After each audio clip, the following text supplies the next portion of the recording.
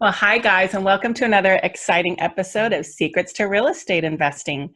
Today, we have with us a gentleman who's really got the superpower of doing creative real estate deals. And I'm really excited for him to come on the show and share some of his past experiences, past deals, just to get us, get our juices flowing, get us excited about different opportunities and methods that we can use for investing in real estate. So with that, welcome to the show, Adam Adams. Thank you, Hard Hat Holly. Well, I'm so excited for you to share your story and background. So why don't you start by giving our listeners kind of your beginnings into real estate investing and kind of a little bit of your journey and how you got to where you are today.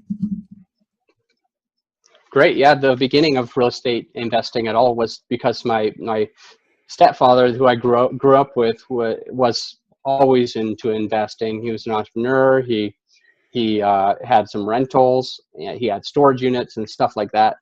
And it took me a very, very long time to even listen to him. But I was going to college at Utah Valley University a long, long time ago. And my dad just basically said, Adam, when are you going to get into this? And I said, fine, I'll get into it now. It was 2005, and he was buying properties off of tax deeds. And so we did that together. He got one for around $100 with me. He gave it to me. And so basically it was a no money deal. And, wait. I have to stop you. $100 for, what did that get you for $100? That didn't get you a property, did it? It did. It got me a property out in Sanpete County, Fairview, Utah, for $100. We paid off the taxes and then some, and we got a piece of property that was at the time they were starting to bring in like water. This was a cabin lot. Aspen Hills Owners Association. If anybody needs to check. Lot 33 used to be mine, but anyway, we bought that cabin lot, and a couple of years later, somebody asked me if I would sell it, and $12,000. It seemed like a good little thing, so I sold it, and it was a great discount for the guy. I mean, it was worth at least twice that when I sold that, but. It looks like they're putting a lot more cabins up there. They've got like internet, they have water, they have everything that you need. So they're a lot more valuable now. But I held on to it for about 2 years. I think I sold it in 2007 or 8. Awesome. Well, and I like how you put internet before water, because internet's more important than water, isn't it? There you go. Yeah, you can just have a toilet out there, but what will you do without internet? You can you can go to the bathroom outside if you want. It's just a cabin. So. Yeah. All right. So that was your beginnings. That's interesting. Then what happened? So with that said, I was trying to get into apartment investing even back then in 2005. So I was reading Rich Dad Poor Dad, which basically talked about starting your own company, how to run a business and run a business and not have a business run you, and additionally, the power of rentals and cash flow. And so every time you buy something, it needs to have a positive cash flow, and so I was afraid, right? I was scared to buy my first apartment building. So what I did is I looked up. I was living in houses at the time, but I said I'm going to have to figure out a way to manage apartments, and I don't want to have to wait through the time and effort and cost of being licensed real estate agent. So I went straight into just calling all the apartments around that was any bigger than a 10-plex, and just saying, hey, can I move in and can I be your property manager? Can I move in? Can I be your property manager? Over and over and over. I'm relentless, and I kept calling until somebody said, yeah, I'm looking for that. I definitely talk to you. And so I went over to this guy. I won't say his last name, but his first name's Reed. One of my best mentors ever. I was lucky enough to kind of learn from him and Since I didn't say his last name, I will mention that he paid for a multi-million dollar apartment complex, a giant one in Salt Lake City, just about 2 years ago for cash. Well over $50 million cash went into that apartment complex. And that just to show you what type of a mentor that I had. He doesn't like debt. He's very conservative. He's smart. He understands real estate. It was really fun learning from him. So I managed his 18-plex. I did a good enough job that he gave me his 4-plex in one of his condos. And so I was managing all of these, living at the 18-plex, just having a good time. I was actually a really good property manager. I did a great job for all of the properties. And I thought, okay, now that I'm excellent at property management, I feel like I can buy my first apartment complex. So I found out you could get better loans on 2, 3, and 4 unit properties. So I started searching for 2, 3, and 4 unit properties. It turns out this was 2008. And at the end of 2008, right after they stopped saying stated loans are okay. So no more stated loans. And before that, if just 2 months before I was applying for this, I was basically a new entrepreneur. So I started doing handyman work, and I just started my business right out there in Utah. So anyway, I didn't have 2 years of tax history. So when I was buying my first triplex is what it ended up being, I didn't have that history. So I partnered with somebody that I was working for at the time. They came in with all the capital. It became owner finance to me. It was a zero money out of pocket deal for me, except that I rehabbed the entire basement unit, the worst unit. I would love to, if we had enough time, I'll tell you what that unit used to look like. It was horrible.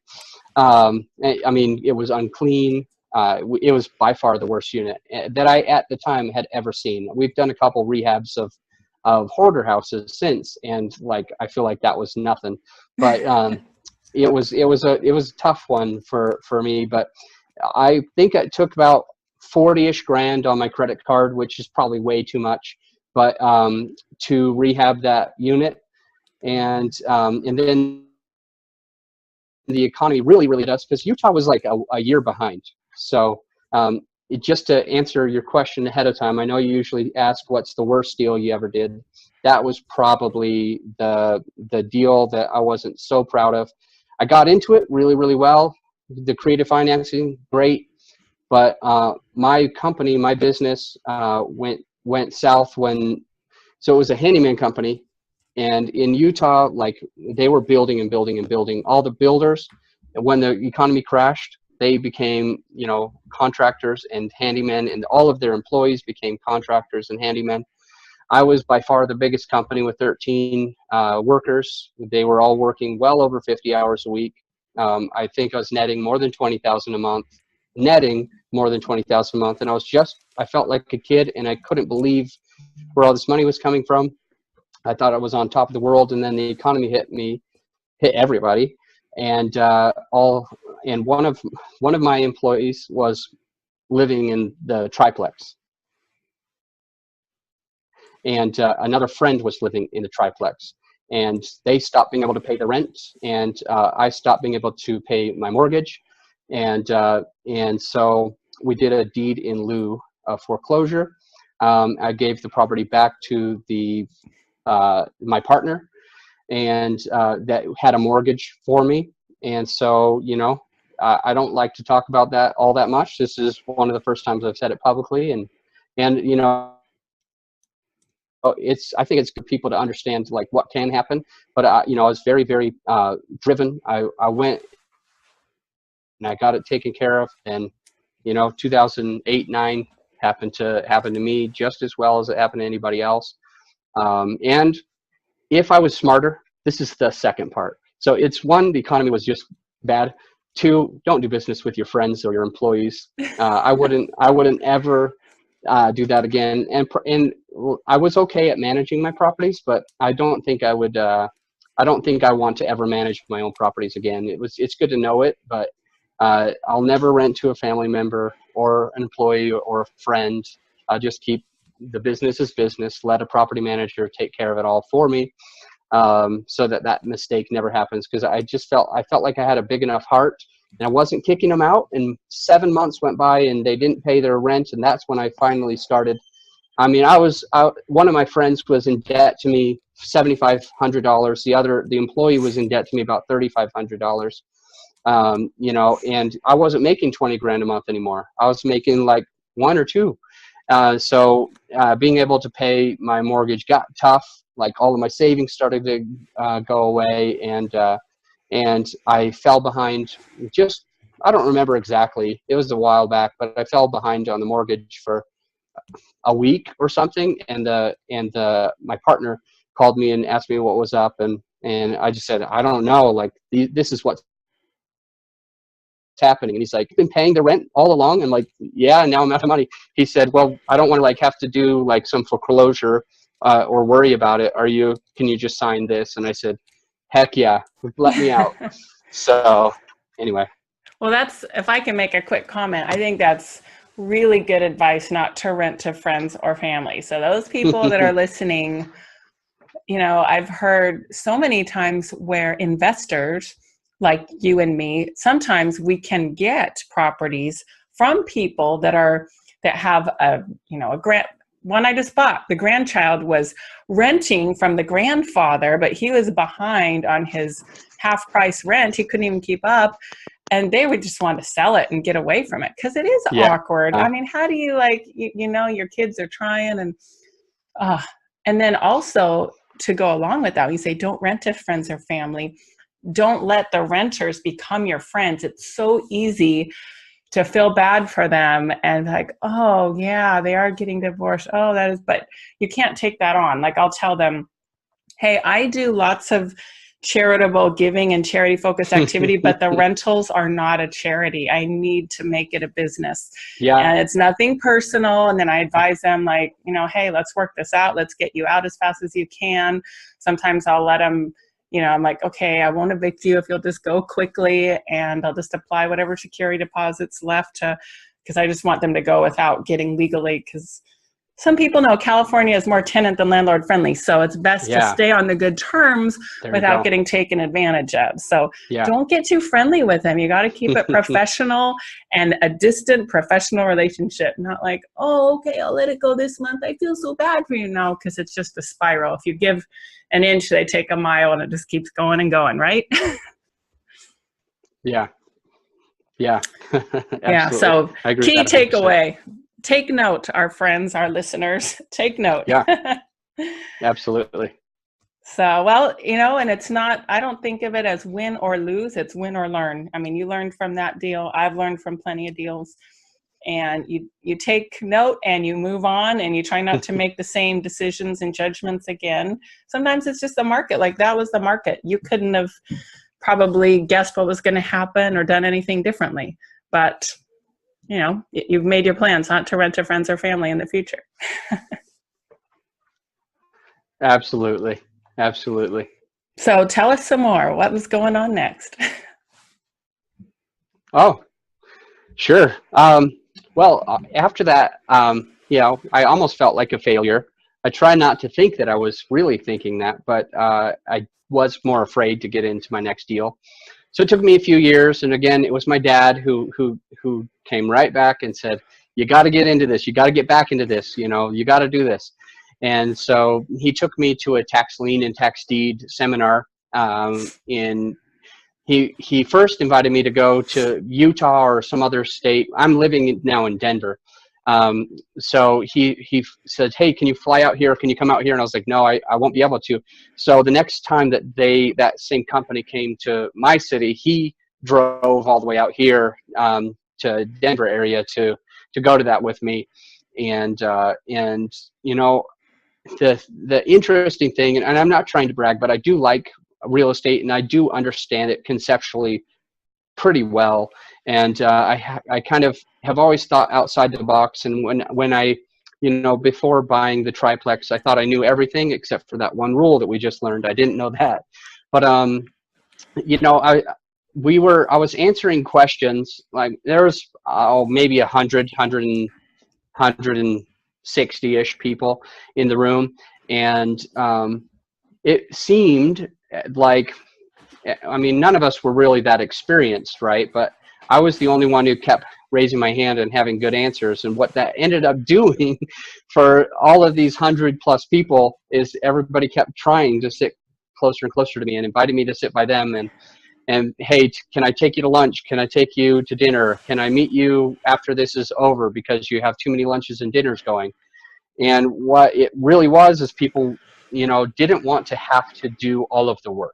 They didn't want to like get involved with, like, some of them might have had jobs or some of them might have been retired, and they didn't want to focus on all this stuff. And so most people were trying to partner with me and say, you do all this work and I'll provide the money. And to me at the time, I was like, why would they want to do this? Why does everybody want to like give me their money? I was worried about it. I was freaking out. I was, you know, and I was actually interviewing people like, do we get along? I mean, should I even take your money? Should I even, you know, partner with you? Because I was starting to freak out because it was so many people. But I realized that their side is the best side to be. I can't wait until I'm a multi-millionaire and I'm just like, I just need to get some young guy who understands stuff, and I could just go sit back and do nothing and just be making money, you know, partnering with somebody using OPT, which I think is a lot better than using OPM. So what's OPT? What is OPT?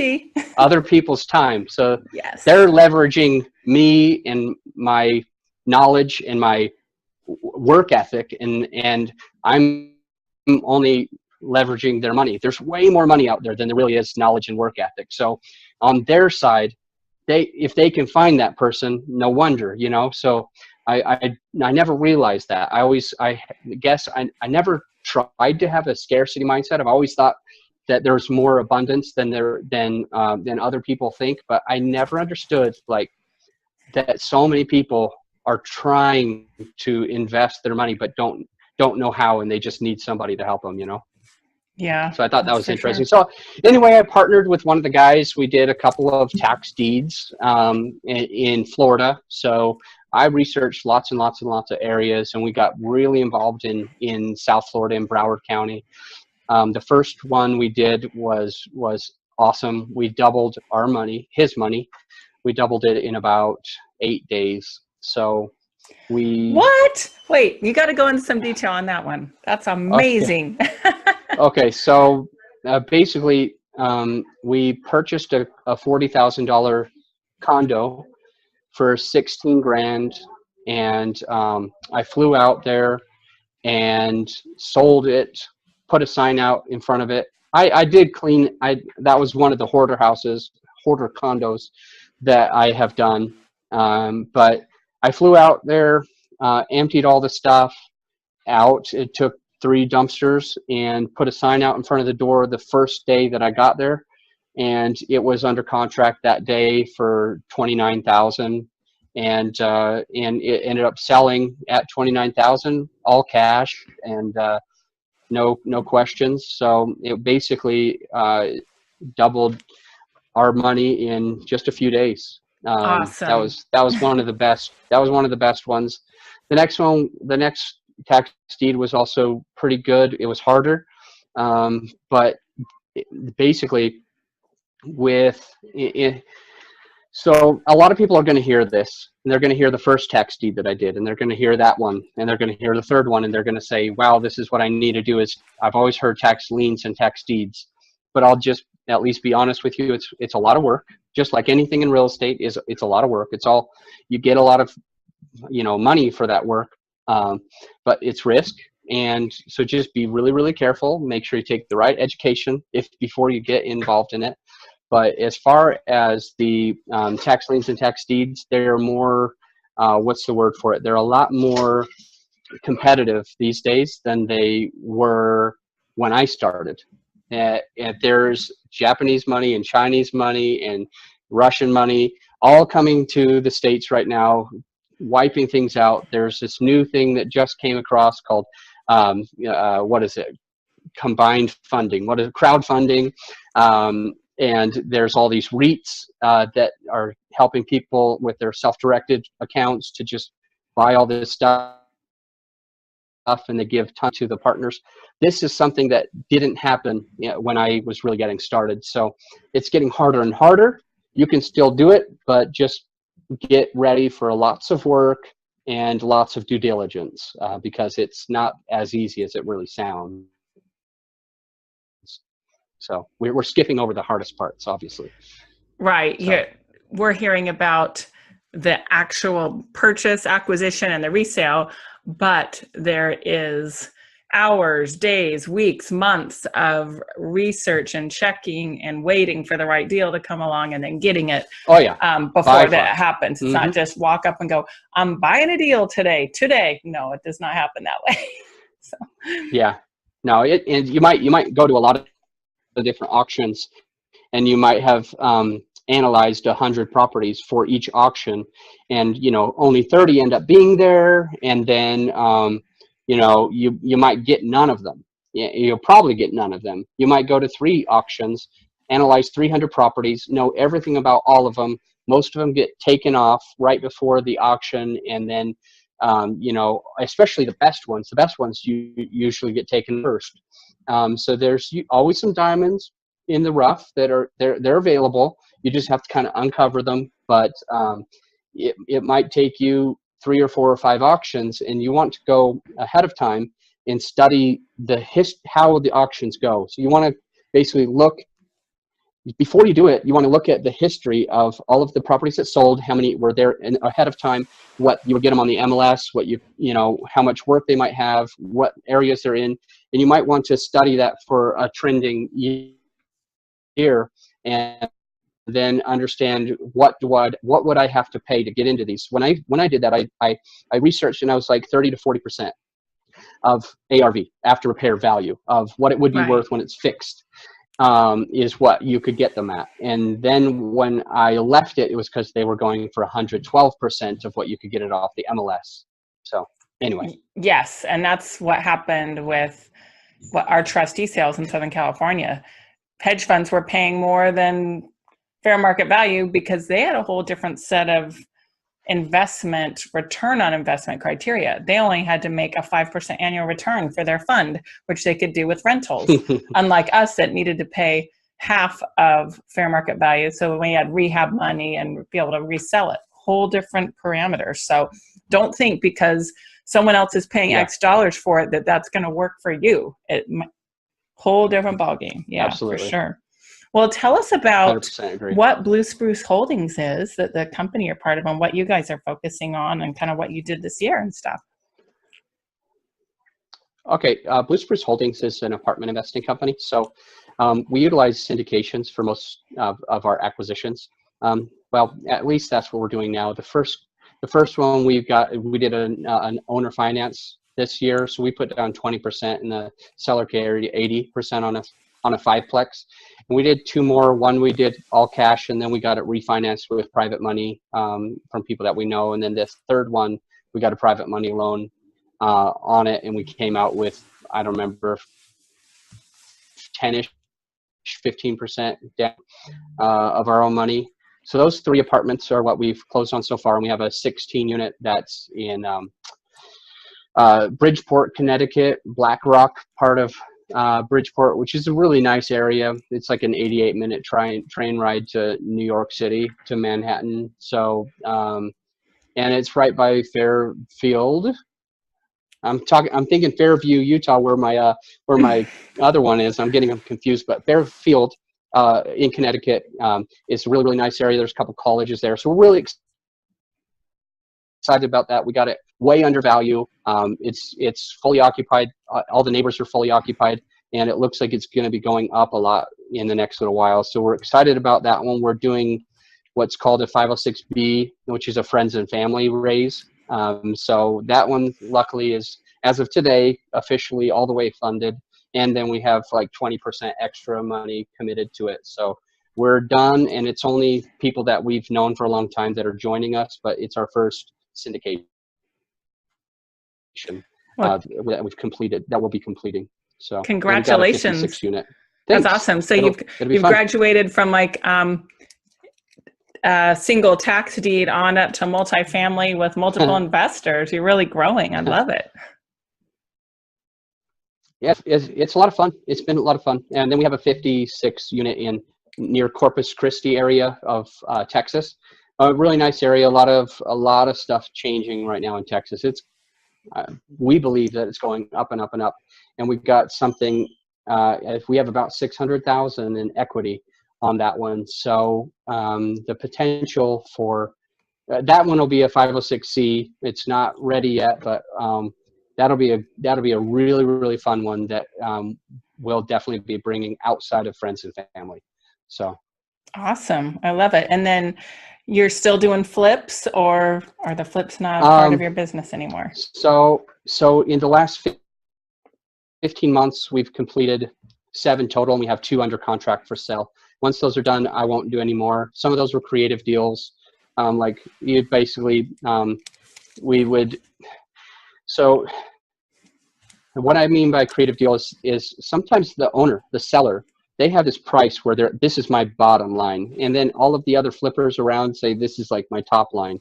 So like, it's too bad. You're just going to have to go through foreclosure because nobody can pay what you want. So we've found other strategies where we can give them their price. You know, and that specifically isn't our business model for single family. Love to do it on multifamily right now because that's our main focus. But what we would do is just, hey, you need X amount, so let me give you X amount, but the way that I'm going to give it to you, so we just need to control the terms of it. The way I'm going to give it to you is I'm going to take over the house. We're going to become basically partners, and I'll come in with the 50 grand that it needs to be rehabbed, and then when we sell it, that's when you get your price. So you're just going to have to wait for 2 months or whatever, 3 months, 6 months down the road to get your price, but I'll give it to you. And there, you know, a lot of people wonder, you know, how would they feel safe? And it's like, well, they can see my track record of doing a few flips, and you know, they can see my bank and see that we've got the money that we need to put 50 grand in it or whatever. And so I feel like it's safer for them, because if we like walk away, we've put $50,000.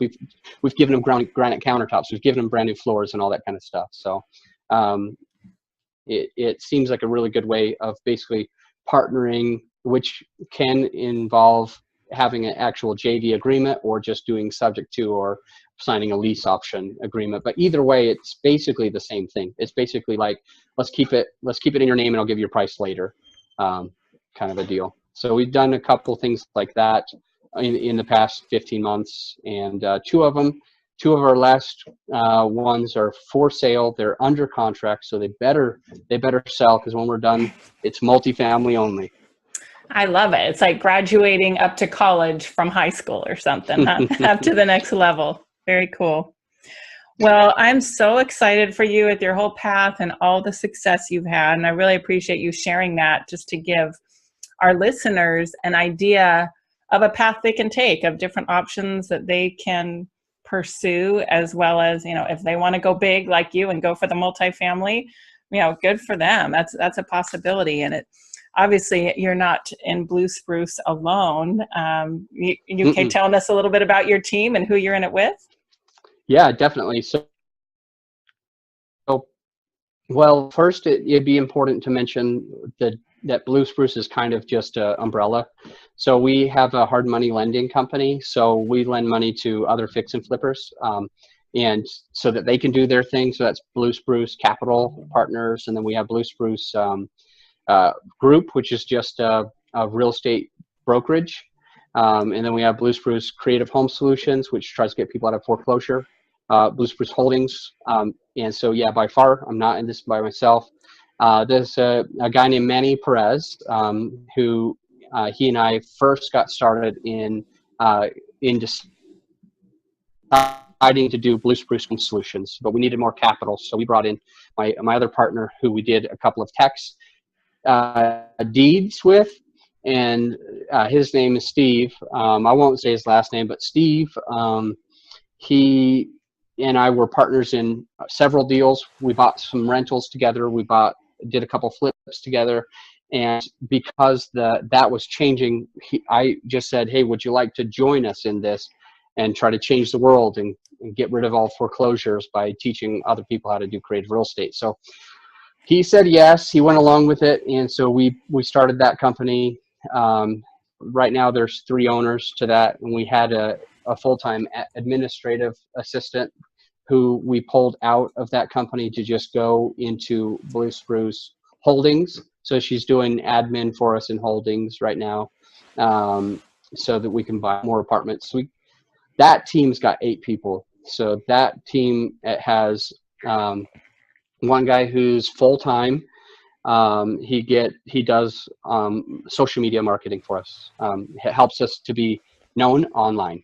And then we have another guy who's full-time in acquisitions, who only does acquisitions. But again, we do more of like a social media marketing, so people can inbound us, because it's a lot less work. I don't want everybody to know that, so shh.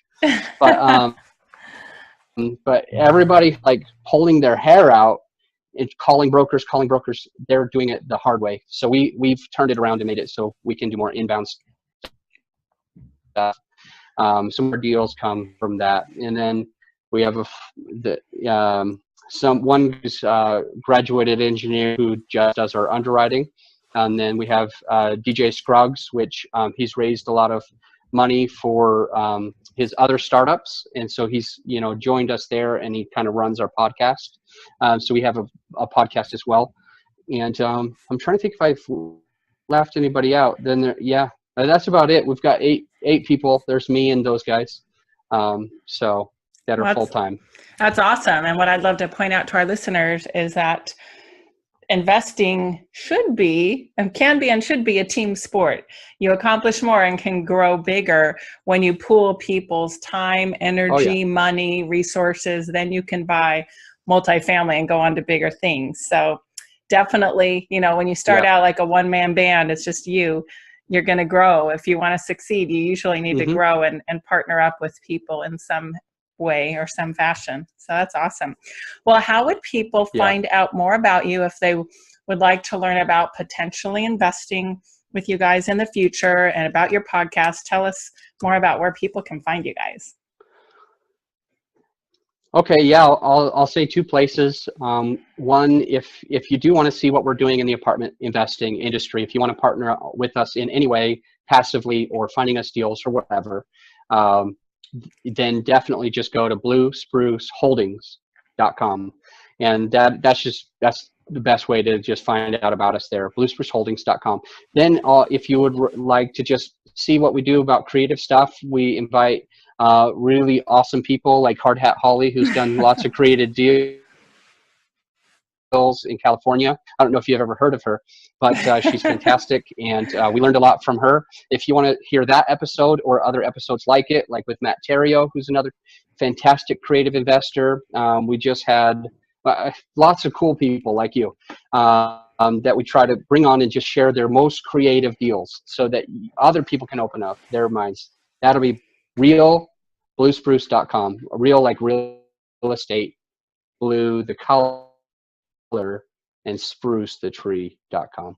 Realbluespruce.com. Yeah. Okay. Cool. That'll take you right to the podcast. Yeah. What is the podcast called if they want to find it right on their podcast app or iTunes?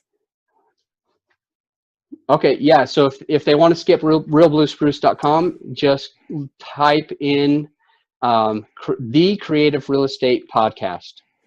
Very cool. Great name. Right to us. So yeah. And I've done some more since I've been on that show of yours. So it's always fun. Love to do the creative deals, get the sellers more money. And it's like a game, like a sport. Like, oh, I want to do another one. It's so fun making it work, bringing it all together. So yeah, very cool. Well, thank you, Adam, so much for your time. You've been so helpful. And listeners, this is show number 83. So if you want to grab the show notes, you just go to hardhatholly.com/83, because that's what episode this is. And as always, thank you so much for listening. Get out there and take some action. Hopefully Adam inspired you today, and go make it happen. Thanks, Adam. Thank you. Hey there, thanks for watching the video. Make sure you like it and click subscribe to get notified of more videos. And you can go to hardhatholly.com for a free download on secrets to finding great deals.